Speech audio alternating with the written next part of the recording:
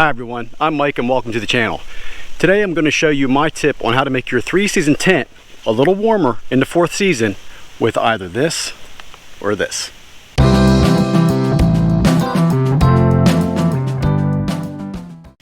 Now I came across this method totally by happenstance when I first started stealth camping in the really frigid cold temperatures.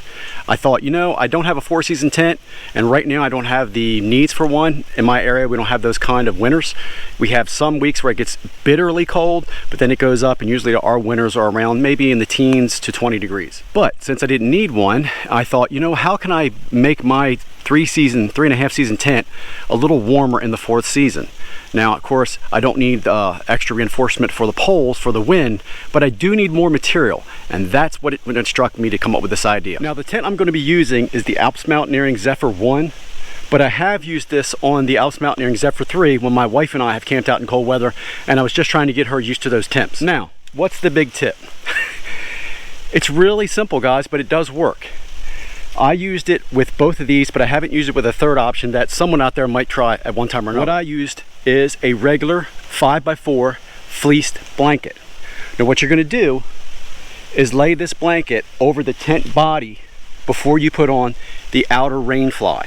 And what that will do is will give you a little bit more material to your tent to help keep some of your body heat inside and your warmth inside, and help protect you from some of the outside air that might be out there, whatever temperature or wind it might be. Now, I've also used the tarp for this as well, but usually I like to use the blanket lately just because I can have my tarps for extra uses I might need at the campsite. But trust me, if this was dirty or I didn't have it, the tarp works just as well. And the third option I was talking about a little earlier, you could possibly do this with a wool blanket. Now, if it's a thinner wool blanket, that would be better, I believe. Some blankets or wool are very thick and have a lot of weight, and depending on what tent you might try this tip with, I can't say how much stress that's going to put on your poles. But on the Alps Mountaineering tent back here that I've used, the Zephyr 1 and the Zephyr 3, the poles handled it fine. So without any more ado, here we go. I basically took my fleece blanket, I lay it over like this. Do try to be aware of which way the wind is blowing when I do set this tent up. Sometimes it's coming from either side, and I'll pull more of that material down on that side. Now, you could use a larger blanket or anything of that nature if you want, but I like to do just something about this size. Not only does it add a little bit more insulation and material, but it also doesn't restrict my airflow, and it doesn't put any more stress on my poles. So you saw the fleece blanket I've used, and this is the exact tarp that I have used before when I've done this on both of my tents. This is a, I believe, 5x7 tarp.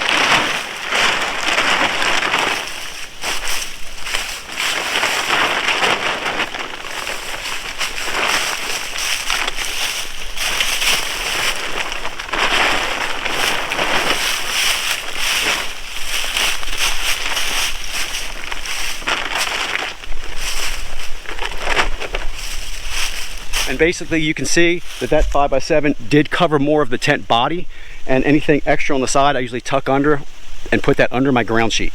You could possibly, if you had the time or wanted to, depending on what tent you have, you could take tarps and probably use Gorilla Tape or some tape like that and make a custom fitted shell for your tent. Of course, that's going to be up to you guys to decide, but this did fine for me. I'm going to speed it up and show you how easy it is to put the rain fly over top of this.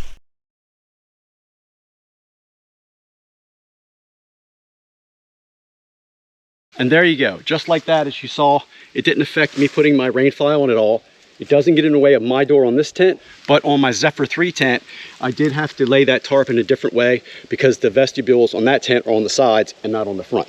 The other thing you should be aware of is when you put that on, it may restrict some of your interior Velcro straps that go around the poles. I've never had an issue with that. Usually a lot of my tents, unless I know I'm going to be in extreme wind, I don't even use them, but that's something you should be aware of. With that said, and me showing you this tip, I do have to put out a disclaimer. This does not make that a 4-season tent in any shape or form. It just gives you a little bit more warmth in the 4th season if you happen to have a 3-season or 3-season plus tent that has a lot of mesh on its tent body. But this tip has worked for me several times. It does make the inside of your tent warmer as you sleep. Condensation can be a thing at times. That depends on the tent that you have. This tent, I've never had any condensation issue with it. And I've never even had the fleece blanket even mildly damp in the morning. If your tent has a great ventilation, this is something maybe you should think about. Now, that being said, this tip is not going to make your tent 30 degrees warmer, but it could make it 5 or 10 degrees warmer. And there is a significant difference, because I've done it in successive weeks where one week was without it. And then when I tried the tip and used it, there was a significant difference in temperature inside that tent. Inside that tent. Trust me, 5 degrees is a big difference when it's 0 degrees outside and you're camping. So there you go, my friends. That's my little tip to help keep you warmer out in the winter camping season. A lot of people out there are like me. When the winter camping season gets here, man, we're just stirring up. I hope this works out for you. Let me know if you try it. Let me know what you think. And I'll talk to you guys again real soon.